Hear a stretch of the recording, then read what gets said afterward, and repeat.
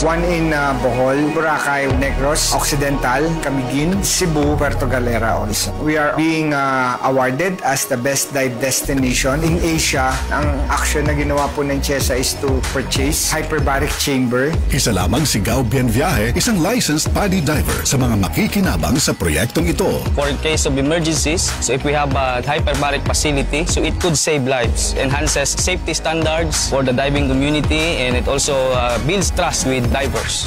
Sa nagbabagong Pilipinas, patuloy ang trabaho, patuloy ang pagbabago. Sa pangunguna ng Department of Health sa ilalim ng administrasyon ni Pangulong Bongbong Marcos, inilunsad ang Purok Kalusugan, isang makabagong programa na naglalayong pabilisin ang universal healthcare para sa bawat Pilipino. Sa Purok Kalusugan, ang serbisyong medikal ay inilalapit sa bawat purok. Ang mga lider ng komunidad ay katuwang ng DOH sa paghahanap ng mga nangangailangan ng serbisyong medikal. Magtatayo tayo ng dagdag na mga health center at ospital. We must bring medical services to the people and not wait for them to come to our hospitals and healthcare centers. Bawat buhay ay mahalaga sa Administrasyong Marcos. Kaya makakaasa ang bawat Pilipino na kaagapay nyo ang pamahalaan sa bago ninyong simula. Sa iyang ika-40 anyos na pag-alaga, PBS, Presidential Broadcast Service, Radyo Pilipinas, Sogod, Southern Leyte, 104.7 FM. News and current affairs, top stories of the day, business, sports, music, and entertainment. Dadalhin sa inyo ng mas pinaganda, mas pinalawak, mas pinalakas. Radyo Pilipinas. Radyo Pilipinas. Good morning, Eastern Visaya. Maupay nga aga. Good morning. Mayong bulan. Maupay nga aga. Good morning, Eastern Visaya. Good morning, Eastern Visaya. Rise and shine, Pilipinas, and good morning, Eastern Visayas. Adlang Webes, Abril 10, tuig 2025, and welcome sa edisyon sa programang maghatod kaninyo sa mga nagunang mga balita o kalambuan sa nagkalayang bahin ng atong rehiyon Eastern Visayas ngay hatod sa puwersa sa Presidential Communications Office kun PCO. Kini ang programang Good Morning Eastern Visayas. Good morning, Eastern Visayas. Sa atong Thursday edition sa programang Good Morning Eastern Visayas, atong makauban ang Radyo Pilipinas sa Calbayog, pinaagi ni Miss Charmaine Perito. RP Borongan, pinagi kang Ma'am Daisy Belazar, and PIA Southern Leyte, pinaagi kang Sir Marcelo or Sir Bong Pidalino. And sa ngalan sa mga station manager diri sa Radyo Pilipinas sugod Sir Dindo Alaras, kininyo alagad sa kahanginan Ria Yang Mikate. Kauban nato sa Master Control Kuya Rito Cabalas, and mag-uban-uban ta hangtod alas 9 impunto sa buntag din lamang gyud no sa inyong paboritong programang Good Morning Eastern Visayas. Yes, good morning sa atong mga suking tigpaminaw. Oo, sa atong mga ka-RP, ka-PIA. Oo, nga kasamtangang nagsubaybay karon no sa atong tulumanon pinaagi sa radyo or pinaagi online o pinaagi sa atong live streaming. And karong buntaga atong yung masayra no ang aktual nga dagan sa panahon no sa kanang bahin ning atong rehiyon, peace and order, and of course mga nagunang kalambuan. Sige, sugdan na nato atong dawaton sa pikas linya. Oo, mga ka-RP, ang atong co-host karon diha sa Radyo Pilipinas Calbayog, Rise and Shine kanimo, Miss Charmaine Pirito. Good morning, Eastern Visayas. Yes, mo pong aga, didak sa Ate Rhea Mecate sa Radyo Pilipinas Sugod sa pagpanguna sa SM Station Manager Sir Dindo Alaras, and good morning liwat didak kay Ate Daisy Bilzar and sa bugos ng pwersa sa RP Borongan sa pagpanguna ni SM Ruth Rivera Abunda. And din naman sa Radyo Pilipinas Calbayog, kaupod natin sa Master Control Sira BOS Luis Salalon Ezra Altaro ngan sa ngaran sa aton Acting Station Manager Hinaro Navalon. Ako naman ang inyong makakaupod Ate Charmaine Perito. So, okay, so unahon ta aton pagtagapanahon din sa Calbayog. Okay, sa atong pagtagapanahon sa pinakaharani nga weather station sa Pag-asa, which is ang Catbalogan City, may kita sin forecasted heat index sa 39 degrees Celsius o ada sa extreme caution level. Nandito naman sa Katarman, Northern Samar, may sin forecasted nga 42 degrees Celsius heat index o ada na sa danger level category.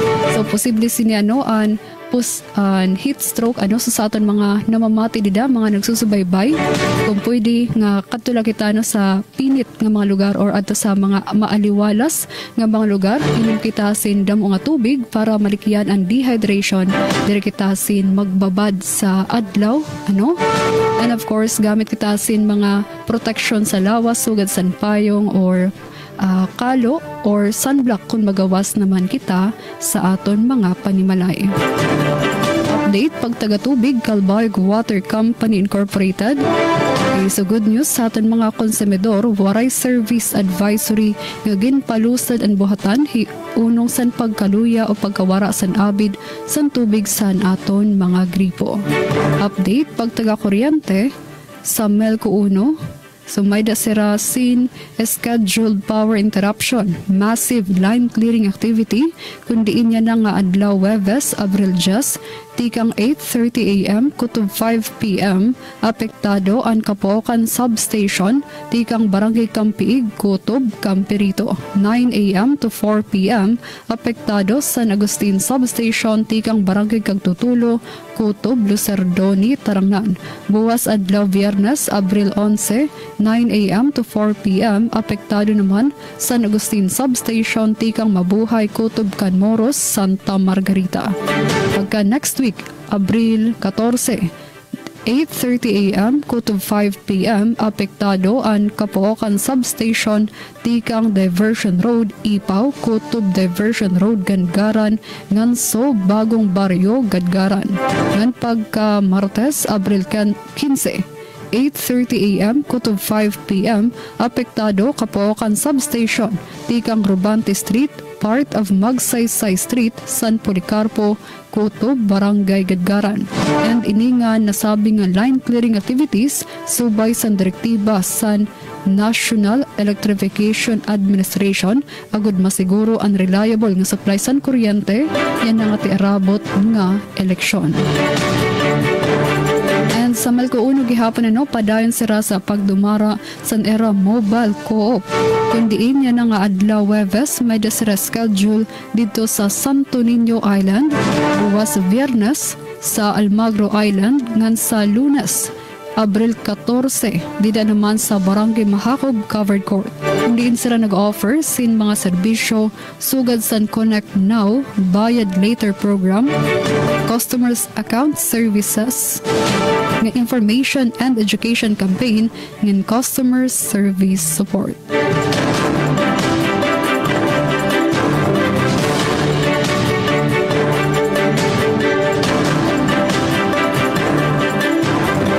Okay, so announcement naman, tigang bilisan sangguniang panlungsod sang Calbayog sa aton mga nagpa-renew pala o aton mga bago nga nag-apply sa era prangkisa sa motorized cab for hire. Nagpapahinumdum nga magsumeter sa era kinahanglan nga mga dokumento para na ini maipasa o may distribuer diretso na sa opisina sa sangguniang panlungsod bil nga si Ma'am Dayday Cortado. Ngan para sa naluhan sa mga balita nga naandam dinhi sa Radyo Pilipinas, Radyo Publiko Calbayog, 650 nga mga benepisyaryo sa Samar nagpailarom sa sustainability training para sa Stage 3 implementation sa Project Lawa ug Project Binhi. 438 nga mga benepisyaryo sa Lope de Vega nagpartisipar sa Food for Work program sa DSWD. Ng Senador Bam Aquino gindudusoan advokasya sa edukasyon ngan trabaho. Ini ato nagdedetalye sa second part sa atong programa Good Morning Eastern Visayas. Good morning, Eastern Visayas. Alright, dagang salamat Mr. Mayno sa pasiuna nimo nga mga impormasyon. Gikan sa Radyo Pilipinas Calbayo, gari na punta sa Radyo Pilipinas Borongan. Rise and shine kanimo, Ma'am Daisy Belazar. Good morning, Eastern Visayas. Yes, magandang morning, Miss Ria Mikate, Radyo Pilipinas, Sogol Southern Leyte. Kaupad na siyempre hapag mangulo. Ito yung station manager, Sir Dudens Alaras. Good morning gihapon, Radyo Pilipinas Calbayog. Miss Charmaine Perito. Oy, women power man kita ngayon. Alright, ay may ada ngayon kita din PIA.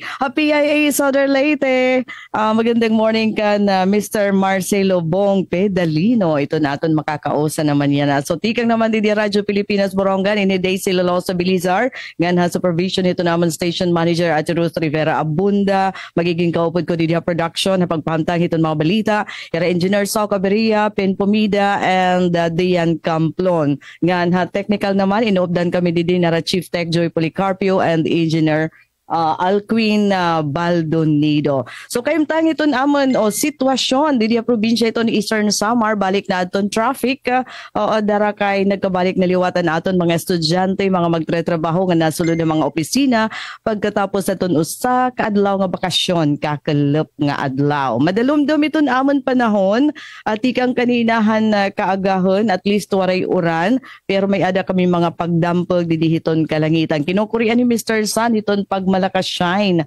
iyan nga mga oras. So dapat magdara lagi hapon hinpayong para sure kita no nga safe kita. Dida naman tikang hiton adlaw o oran man and dapat maging paborable para ito na aton mga nagbabari iyan na kay katbari na kami di probinsya ito na Eastern Samar and usanira nga kontra amo ito na uran ano kay nahuhulos ito na mga pinanabari so aton na paborable naman yan na kasi madalumdumla so diri masyadohin ka mapaso ito na panahon. Hapag taga kuryente padayon iton serbisyo elektrisidad ito na Isamelco although dideton Sabado may ada na temprano nga ginpagawas nga abiso iton Eastern Samar Electric Cooperative bainin power interruption maabot nga Abril 12 Sabado nga adlaw apektado amo in tikang nga barangay Kabong didi syudad hiton Borongan tipakadto na habong titon Maydulong Balangkayan and Llorente hailaromin hiton na Borongan o Kabong substation kay may ada mga bubuhatan nga aktibidad vegetation line clearing change of damage insulator ngayon correction hiton mga hotspot. So tikang hiton alas 7 hit aga nga hiton ka alas 5 hakalap. So maupay kaya na pala temprano pwede na naton pag-andaman ini nga nakasked nga power interruption. Pero pag taga tubig naman supply ito naman kuryente tubig waray man abiso. Tikang hiton na Borongan Water District hin water interruption. Hapag taga Pasig Ordin naman generally peaceful iton amon sitwasyon iton bugos nga probinsya iton Eastern Samar and so far kakulop nga adlaw gin kumpirmar hin usa naman nga opisyal hayas PPO nga waray pa election related incident nga nahitabo diha amon probinsya tikang magtikang an election period nga da naman kakulop nga adlaw although may ada na mga kaso hin violation hiton na exister nga gun ban ngan buhi naliwat adton kontra bigay complaint desk didayton tag sa nga mga police station so adton mga magrereklamo kontrahin mga namamalitin butos, napapalitin butos, pwede masingada hiton kada istasyon hiton na pulis. And bueno, para naman ang headlines, iton mga balita na hikayan Radyo Pilipinas Borongan, iyan ang adlaw, Huwebes, April 10, 2025. Updated Citizens Charter ha mga barangay paghatag hinkalungganayan ha barangay health workers ngan barangay nutrition scholars upod han gintratar han liga ng mga barangay meeting. First regional showcase han Department of the Interior and Local Government Eastern Samar ha barangay ngan Kalinisan Day malang puson nga ginlunsad ha bungto han Irnani. Department of Agrarian Reform padayon ang distribusyon hin mga titulo hintuna ha mga parag-uma didi ha Eastern Samar.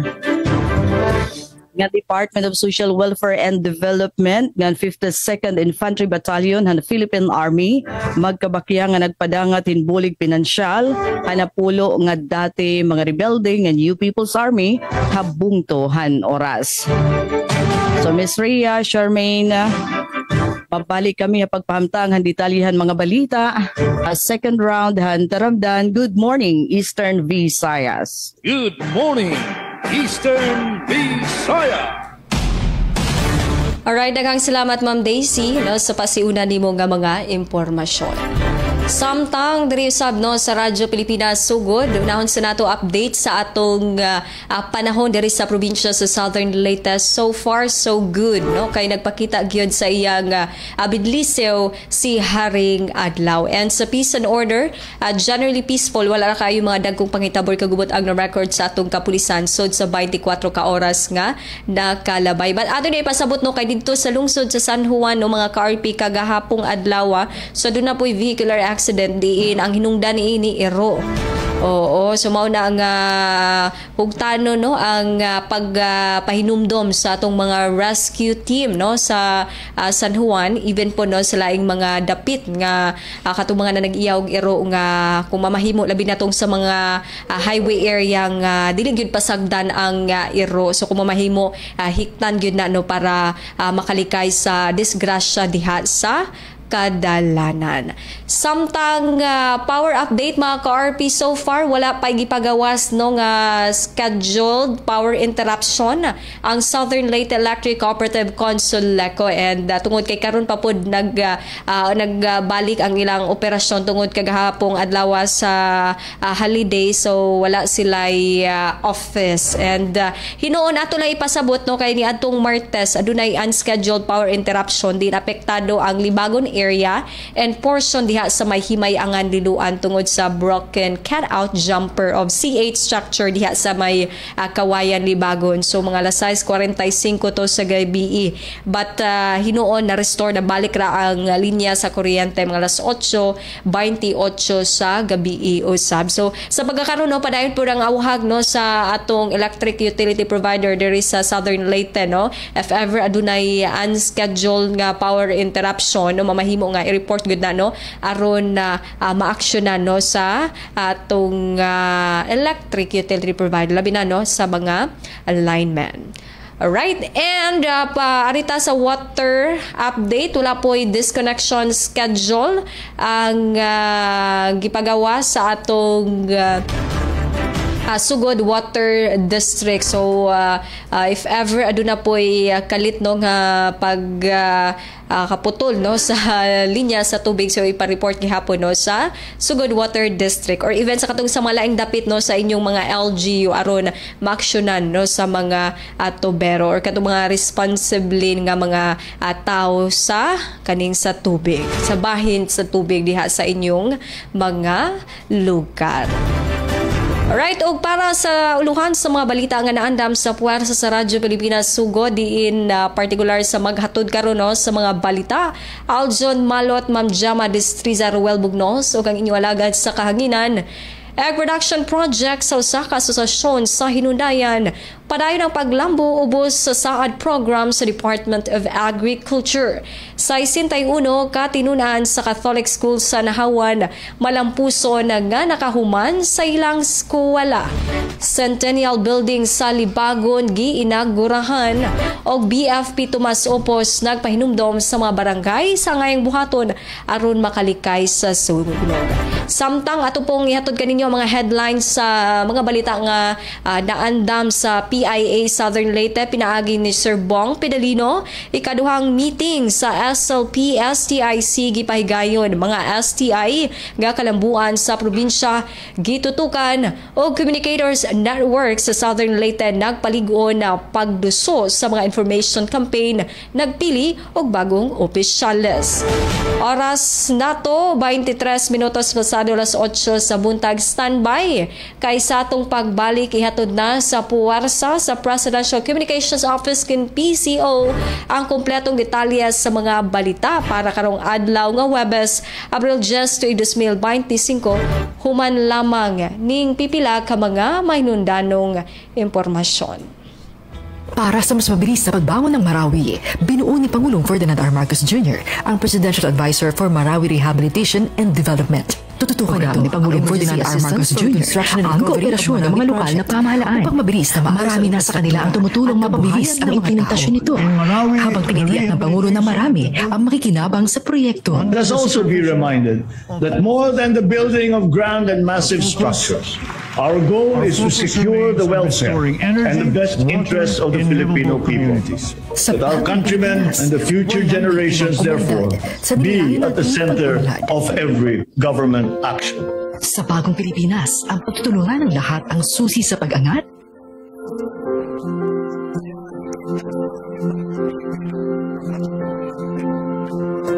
Nagbigay din ng utos ang Pangulo na dapat siguruhin natin we must continue producing world-class professionals in fields where we are known. What is this? Medicine, nursing, allied health programs. Sa ilalim ng Medical Scholarship Return Service Program, sagot ng CHED ang matrikula ng medical students hanggang sa maging ganap na doktorito. Dito sa MSRS program, malaki po kasi talaga ang tulong. Hindi na ako nag-iisip o hindi na kami namomroblema tuwing enrollment na kailangang bayaran yung matrikula. Kasi automatic na wala na kaming binabayaran, magpaprocess na lang kami. Tsaka meron din kaming allowance.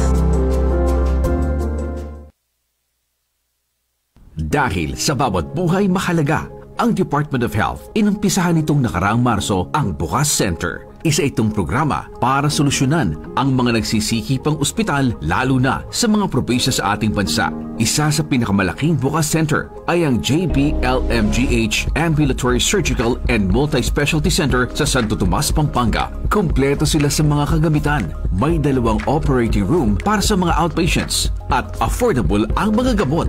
Layunin ng DOH na sa 2028 ay makapagpatayo ng 28 primary care center na makapaglilingkod sa nasa 88 milyong mahihirap na Pilipino. Pinaiigting pa ng administrasyon ni Pangulong Ferdinand R. Marcos Jr. ang ugnayan sa mga kalyadong bansa sa bagong Pilipinas na isa katuparan ng Philippine Security Sector Assistance Roadmap. I'm confident that our collaborative efforts will pave the way for a brighter, more prosperous future for the Indo-Pacific region. Kabilang sa napagkasunduan ang pagbibigay ng Amerika ng $500 million ng military financing na magagamit ng AFP at PCG. Mabibigyan ng access ang Pilipinas sa modernong kagamitan upang matugunan ang mga banta sa teritoryo at cyberspace.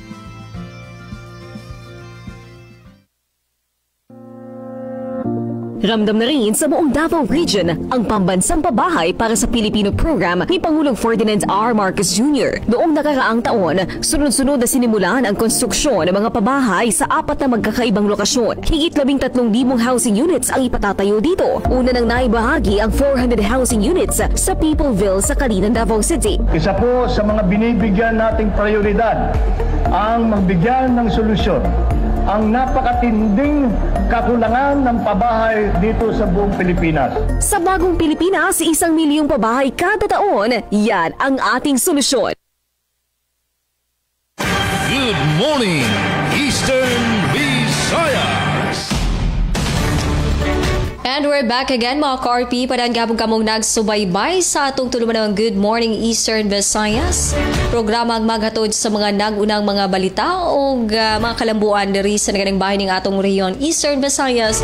Nihatod sa puwersa sa Presidential Communications Office kun PCO, no, particular na gyud sa Radyo Pilipinas Sugod, Kalbayog, Borongan, and Philippine Information Agency kun PIA. Sa makausapa sa ngalan sa Station Manager diri sa Radyo Pilipinas Sugod, Sir Dindo Alaras, kininyo lagad sa kanginan Ria Yang Mikate, kabanato sa Master Control Kuya Rito Cabales. Og ning taknaa, dili na ta maglangan pa yatod na sa PCO ang detalye sa mga balita. Ato sang unahon, no, pag paminaw ang mga lita nga naandam sa Radyo Pilipinas Kalbayog. Rise and shine pag-usab kanimo, Miss Charmaine. Good morning, Eastern Visayas. Maganda mong salamat at Ria Mikate. And para sa detalye sa mga balita nga naandam din sa Radyo Pilipinas Kalbayog, Shahan, 650 ang mga benepisyaryo sa summer nagpailarom sa sustainability training para sa Stage 3 implementation sa Project Lawa ug Project Binhi. Pamatian tan detalye sa akon report. Radyo Pilipinas Report. Gintikangan na sa Department of Social Welfare and Development, DSWD Field Office 8, ang Stage 3 implementation sa Project Lawa ug Project Binhi sa probinsya sa Samar. Sa ilarom sa Stage 3 implementation, nagpailarom sa duha ka adlaw nga sustainability training ang maada sa 650 nga mga benepisyaryo tigang sa mga bungto sa Santa Rita, San Jose de Buwan, Villarreal ug siyudad San Catbalogan. Urusang ginplanuhan sa mga benepisyaryo ang konkreto nga mga pitad para mamentenar ug mapaswagan ira mga proyekto ungay na an alugan, small farm reservoir o patubigan ngan communal garden. Gindutuyo sini nga pakusugon ang kapasidad sa mga komunidad nga maging mabaskog sa atubangan sa mga hagit nga darasan pagbago sa klima tungod sa El Nino o La Nina. Para sa Bagong Pilipinas, Charmaine Perito, Radyo Pilipinas, Radyo Publiko, Kalbayog. Oras sa Bugos nga Pilipinas, 30 minutos na naglabay sa alas 8 san aga. Good morning, Eastern Visayas. Yes, Ma'am Daisy.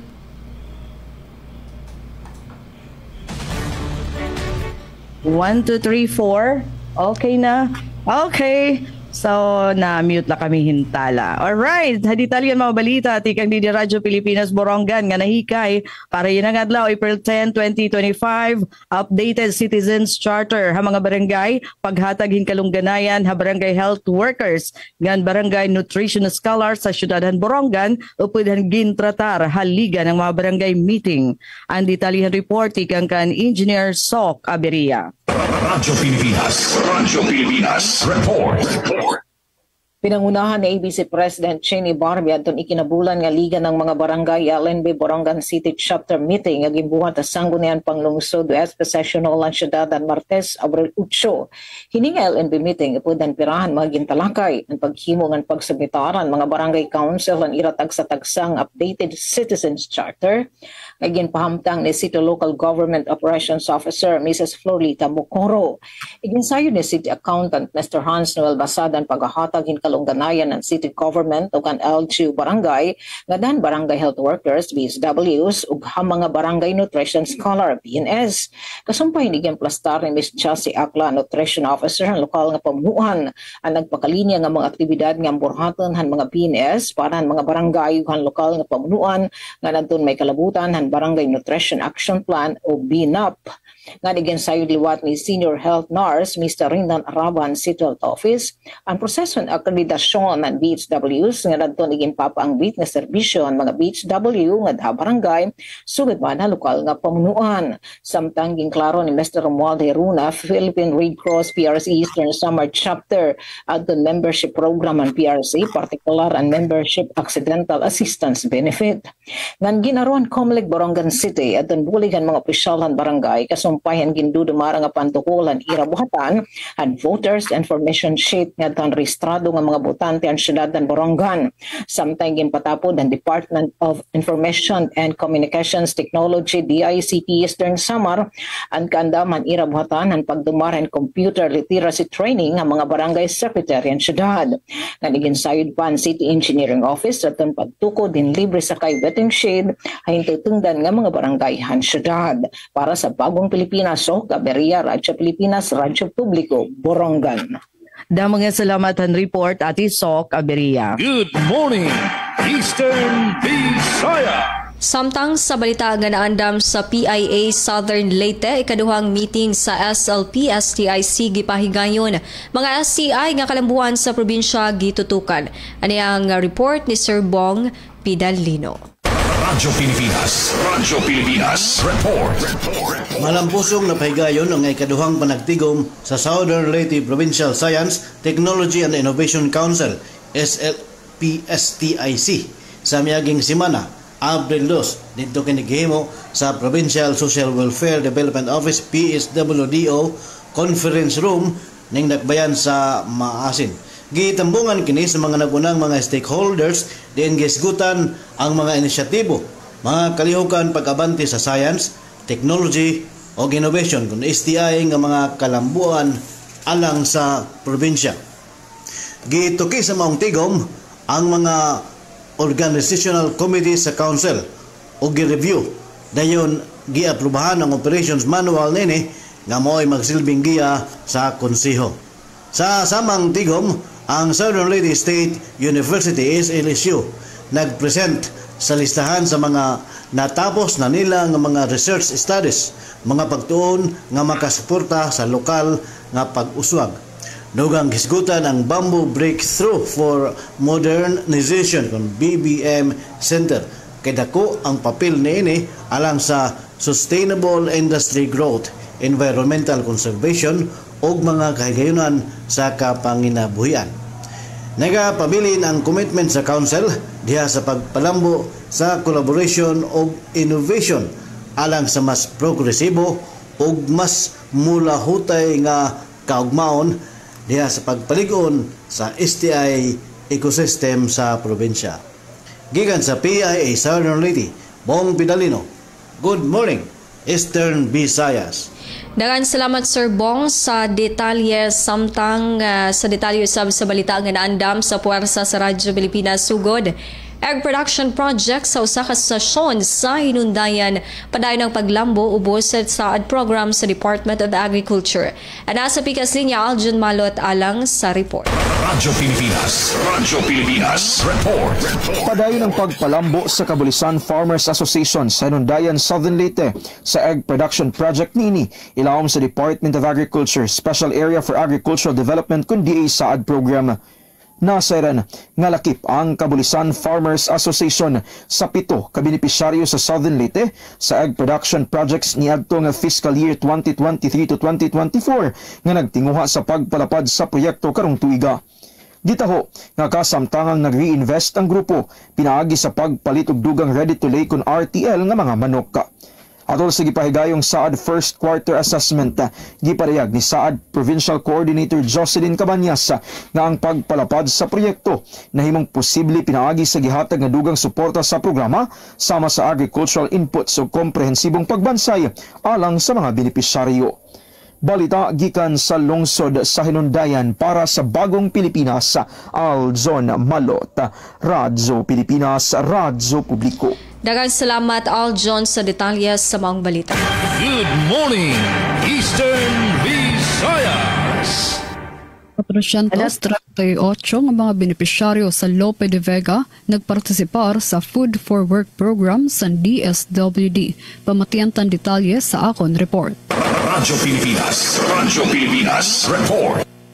Balita sa Northern Samar.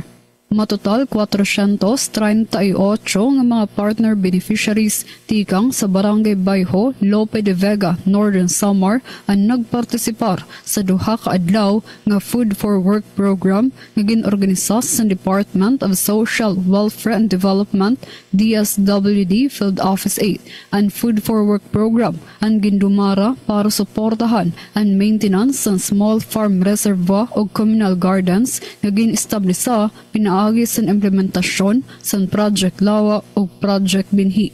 Ini nga inisyatibo parte sa Risk Resiliency Program, Climate Change Adaptation and Mitigation nga nagtutuyo nga maparigon ang climate adaptive solutions ug masigurado ang sustainable food production sa vulnerable nga mga komunidad. Gimpapos wag liwat sini ang water conservation ug environmental preservation sa pagpartisipar sa lokal nga mga benepisyaryo sa pag-ataman sini nga mga proyekto. Ini nga programa ginpapaduso ang sense of community ownership ug ginsusuportahan ang long-term resilience kontra sa climate-related challenges. Para sa Bagong Pilipinas, Charmaine Perito, Radyo Pilipinas, Radyo Publiko, Calbayog. Good morning, Eastern Visayas! Anaton oras, mayada na kita 38 minutos sa nakalabayhan alas 8 haaga. Dugang nga balita, tikang didiha Eastern Samar. First Regional Showcase, ang Department of the Interior and Local Government Eastern Samar, habarangay ngan Kalinisan Day, malampuson nga iginlunsad, habungto han Ernani. Ang detalyihan report, tikang Kanpen Pumida. Radyo Pilipinas, report. Usa nga talagsahon nga panhitabo ang ginselebrar han DILG Eastern Samar, pinaagensyahan nga Regional Barangay Showcase para han Kalinisan Abril 8, ha Barangay 2, Poblasyon Ernani.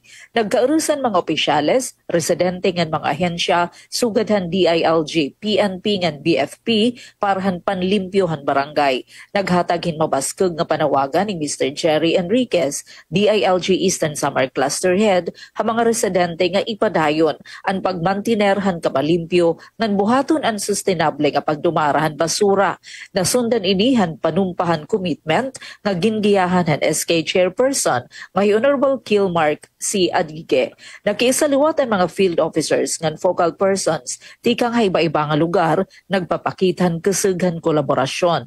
An madinaugon nga panlimpyo ha Ernani inaghatagin makaseg nga ehemplo para han iba pa nga dapig nga mga barangay nga nagpapakita handa ko nga epektohan pagburublig hapagkabutan pan maihaan nga katuyuan para hakalibungan. Para ha Bagong Pilipinas, Penelope Pumida, Radyo Pilipinas, Radyo Publiko, Borongan. Damang salamat ang report Ati Pen Pumida.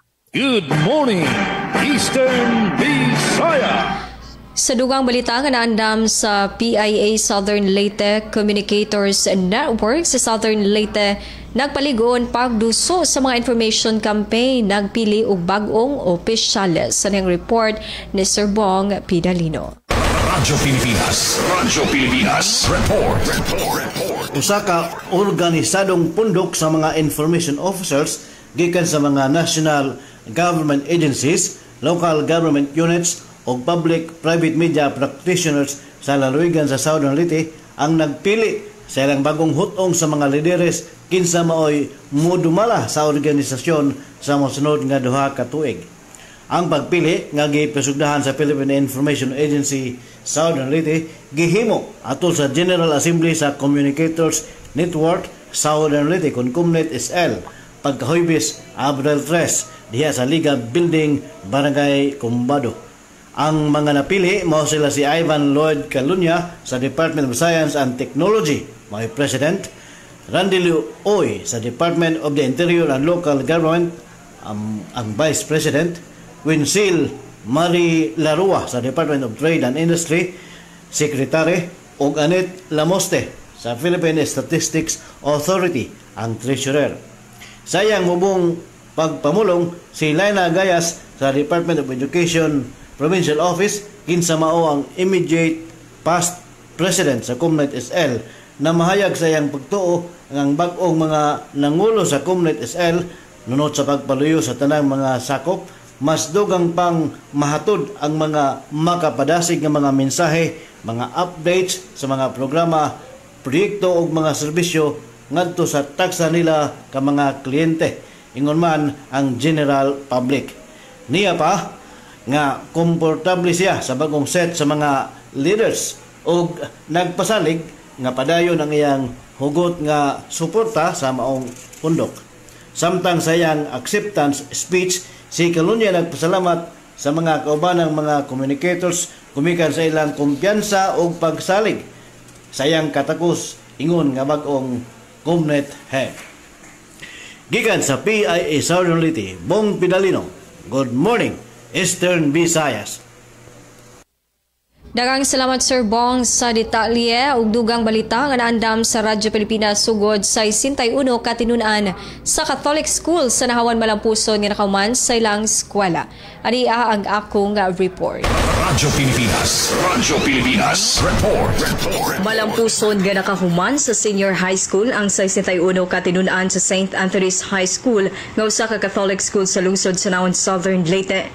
Ubos sa temang henerasyon ng pagkakaisa kaagapay sa bagong Pilipinas, formal nga nadawat sa mga tinunan ang diploma atol sa ika-75 commencement exercises niadtong Martes, Abril 8. Nasayran sa Radyo Pilipinas nga gikan sa upat ka strand ang mga tinunan din pinakadaghan sa Humanities and Social Sciences kon YUM strand nga niabot og 31. Gisundan kini sa General Academic Strand kon GAS strand nga naa sa 20 katinunan samtang unom gikan sa Accountancy, Business and Management kon ABM ug upat sa Technical Vocational Livelihood kon TVL nga strand. Sud sa aktibidad gihatagan usab og Loyalty Award ang mga tinunan nga naka-enroll sa tunghaan sugod grade 7 hangtod grade 12. Balita gikan sa lungsod sa Nahawan para sa Bagong Pilipinas, Ria Mikati, Radyo Pilipinas, Radyo Publiko. Oras sa Radyo Pilipinas, 43 minutos pasado alas 8 sa punta. Good morning, Eastern Visayas. Senador Bam Aquino ginduduso ang advokasya sa edukasyon ngan trabaho. Padayon nga ginduduso ni ani Senador Paulo Bam Aquino ani advokasya para sa edukasyon ngan trabaho sa mga Pilipino. Tinguhan niya nga mapadako ang pondo para sa libre nga kolehiyo ngan mapahilawig ang mga benepisyo sini agud padayon nga maghitaas ang porsyento sa mga nakakahuman sa pag-aram. Iniya ginpahayag durante sa niya pagbisita sa probinsya sa Northern Samar. Mapasuan pagkarawat sa iya sa mga taga-norte kundi personal siya nga naghihampang sa mga kabataan, mga trabahante ng mga senior citizens. Para sa iya, diri kompleto ang reforma kung waray trabaho sa panahon nga human na sa pag-aram. Kinkikita niya nga ang ideal nga kahimtang mao ang kabataan nga nakaka-graduate nga may ada na dayon trabaho o oportunidad. Sa iya pananaw, ang libre ka kolehiyo kinahanglan masundan sin sigurado nga trabaho agud matagan sin tinuod nga pag-uswag ang kabataan ng mga pamilya. Iyalot ginpahayag nga 7 na katuig ang nakalabay tikang sa pagpasar sa Universal Access to Quality Tertiary Education Act ng tikang siton naghitaas ang porsyento sa mga nakahuman sa mga state universities and colleges SUCs ng local universities and colleges LUCs tikang sa 25% kutob 60%. Ini nagpapakita ng epektibo ang balaod ng damo ang natagan sin oportunidad sa edukasyon ng siya ang nanguna nga may akda. Good morning, Eastern Visayas. Alright, natin oras, may ada nalakita 15 minutos ug samag alas 9 haaga. We're saying good morning. Iton pera natin mga viewers online. Marius Claudius Bertos, Claudia Paler, Giovanni Baraca, Marcelo Larbio, Melvin Baliklik, and Franz Navarrete Probe. Ngan dugang balita tikang di Eastern Samar. DSWD ngan 52nd IB magkabakyang nagpadangat hinbulig pinansyal hanapulo nga dati mga rebelde haoras Eastern Samar. Ang Department of Social Welfare and Development Regional Field Office 8 kon DSWD RFOT ngan oras Municipal Social Welfare and Development Office kon MSWDO kabakyang ang 52nd Infantry Battalion han Philippine Army in magkabulig nga nagdumarin distribution hin ayuda pinansyal nga dahan na pulo nga former rebels kun FRs hadto naglabay nga semana ha oras Eastern Samar. Ano sabi nga bulig pinansyal in kaparte hiton komprehensibo nga serbisyo nga ginpapadangat han gobyerno para mabuligan iton anay rebelde nga makakarawatin komprehensibo nga suporta diin lain la hadton na pinansyal nga tambulig makakakarawat liwat aton mga FR in capacity building programs, psychosocial services ngan iba pa nga inisyatiba nga makakabulig ang mga FR nga makabalik ang normal nga panginabuhi ha komunidad. Nagpahayag naman ni Major Leoden C. Bahado, 52nd IB. Ano pagpapasalamat ang mahugot nga sumpayan ngan pagburublig ang DSWD local government units ngan Philippine Army. Diin sigun pa kan Major Bahado, the financial assistance from DSWD is a vital part of the government's effort to ensure that those who choose the path of peace are not left behind. Let this moment be a turning point, for it is through our commitment to peace, justice, and responsibility that we can truly achieve lasting change.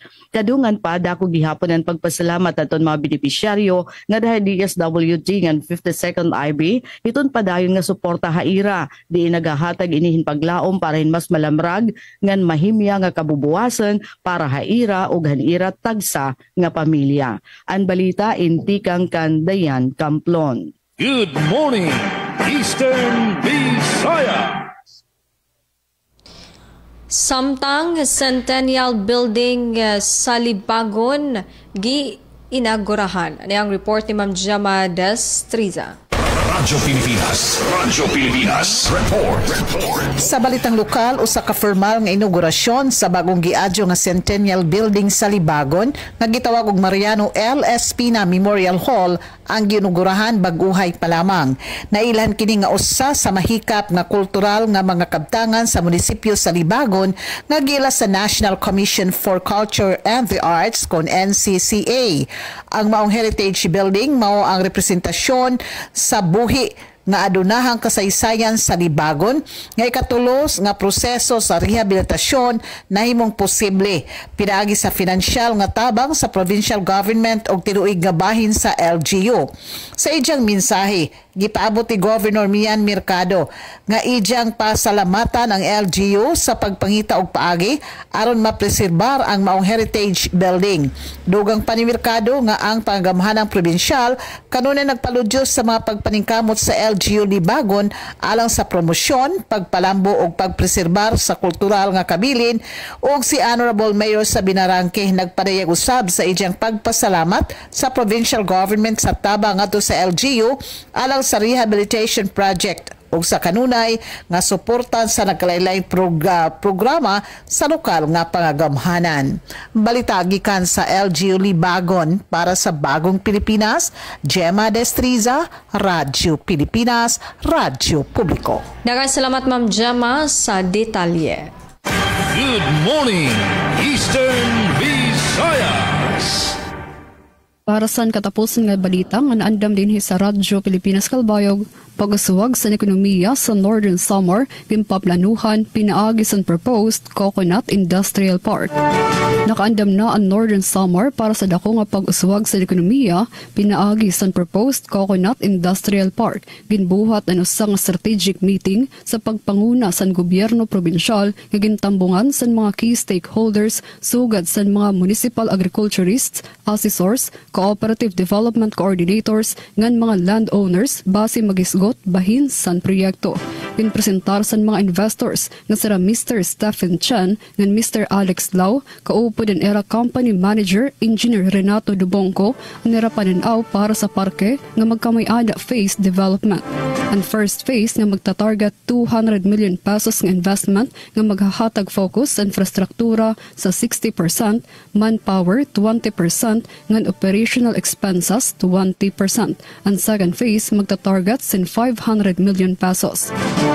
Ang Coconut Industrial Park magiging usang komprehensibong processing facility para sa mga produkto tikang sa lubi, sugad sa coconut water, milk, oil, charcoal, ngan fiber, nga magiging manginginahanglan 300,000 kabugas nga lubi kada adlaw.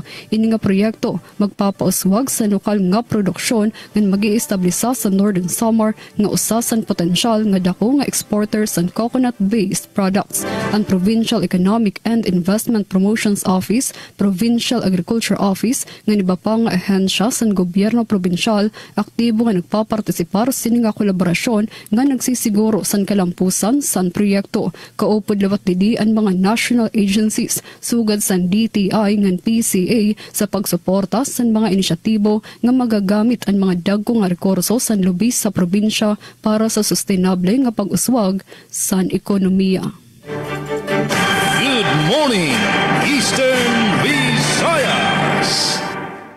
Samtang dugang pa nga balita, tikang di Eastern Samar, Department of Agrarian Reform, padayon ng distribution, mga titulohin tuna, ha mga parag-uma di probinsya.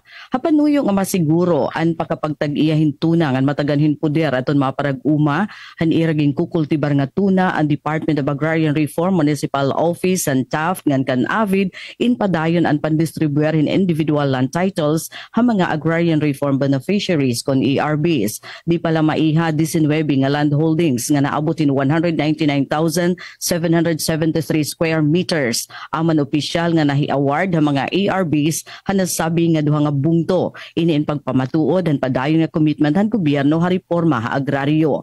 Ang distribution han individual land titles in pinangunahan ni Municipal Agrarian Reform Program Officer Justino Ortigiza ha suporta ni Agrarian Reform Program Officer Juan Dizalin Catalo, Agrarian Reform Program Technologist Maris Orita ngan iba pa nga empleyado han DAR.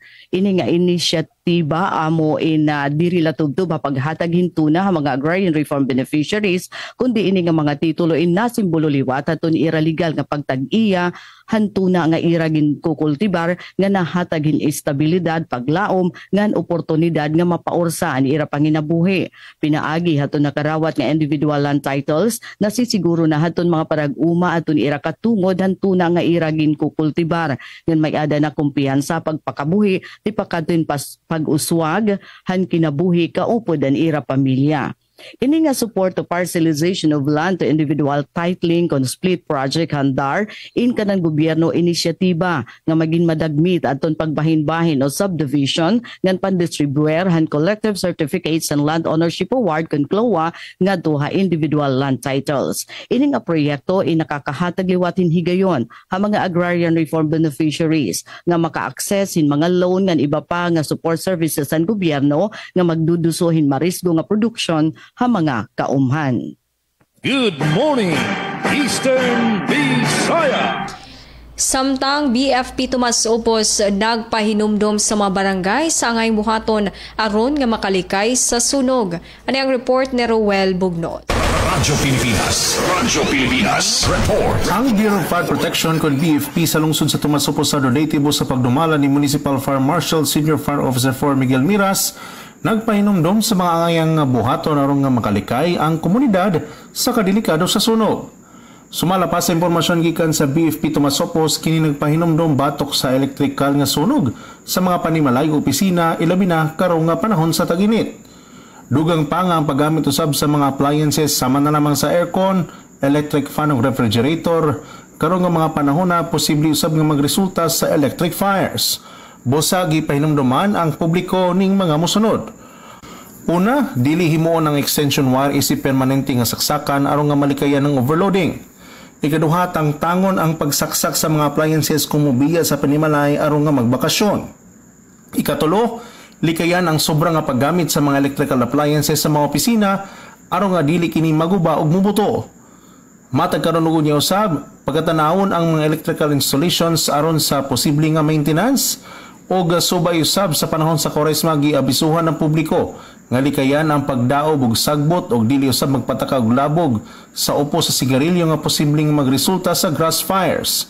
Balita gikan sa lungsod sa Tomas Opos para sa Bagong Pilipinas. Roel Bugnos, Radyo Pilipinas sa Radyo Publiko. Daghang salamat Roel sa detalye. Good morning, Eastern Visayas! Good morning! Oras natin mga ka-RP. 4 minutos na lang nagpapabilin antis mag alas 9 san aga. Bueno ate Rhea ngan ate Daisy di na nagtatapos sa partisipasyon sa RP Calbayog yun nga Thursday edition sa natong programa Good Morning Eastern Visayas.